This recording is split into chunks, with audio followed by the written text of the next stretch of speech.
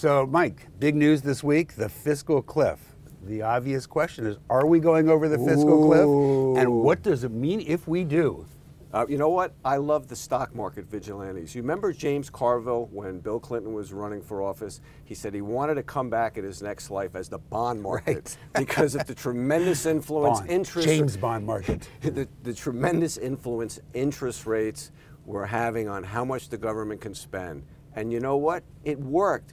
The Republican House and Bill Clinton and the Democrats came together during his second year, and they forced it out an agreement. They lowered government spending to 19% of GDP. It continued the tremendous bull market and strong economy that Ronald Reagan started. True.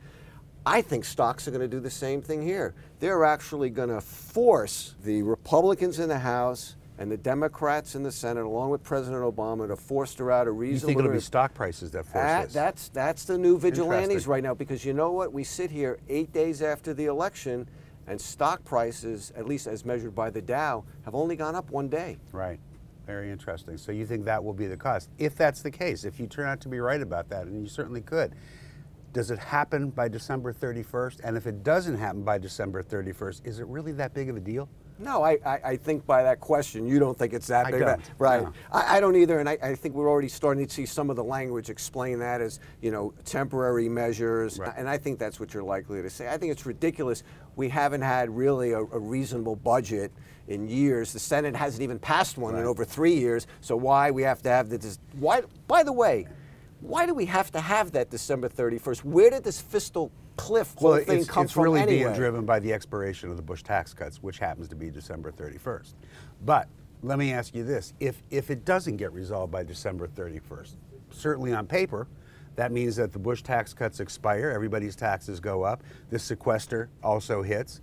Now, it could only be for 3 or 4 weeks until they resolve it, but don't you think if we do let December 31st go by and nothing's happened, doesn't this favor the bargaining position for the Democrats, for the president? Because all of a sudden the country will be going, oh my goodness, everybody, my taxes went up, not just the upper 1 or 2%. Does that not help the president? No, I don't, and here's why. Because when you include Obamacare, the president has been saying that he wants to get tax rates back to the Clinton-era tax rates. And when you include the tax increases from Obamacare and add that to what he wants to do with tax rates, actually what you have is a tax rate on capital gains of 23.8 versus the 20% for Bill Clinton. Dividends at 43.4 versus 39.5 under Clinton. So it's going up too much, and I think that people will see that. And what I'm saying is this fiscal cliff, it may actually force both sides to act like an adult in this, because we all know that entitlement spending has to be reformed. Isn't that what we expected 2 years ago, though, that both sides would be forced Right, but we didn't have the stock market vigilantes. With all that money Ben Bernanke's been printing, stock prices have been going up, even though we've been in a very, very slow recovery. That's very interesting. I think this is what's really scaring people. We thought, at least I thought, 2 years ago that these people would actually behave like grown-ups on both sides, and that they would solve the problem when we had to raise the debt ceiling. Well, they didn't.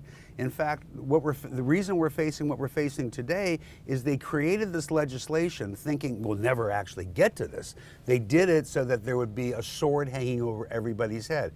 They let the sword drop. So why should we believe that they've gotten any smarter in 2 years? Because of the stock market vigilantes. Okay.